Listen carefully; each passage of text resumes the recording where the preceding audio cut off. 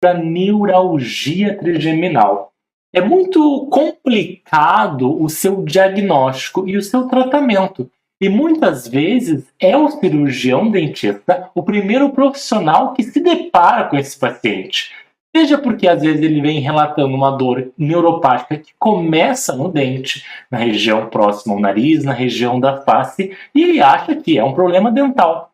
Mas na verdade é um problema neuropático relacionado a alterações até mesmo no nível central ou a nível de gânglio trigeminal.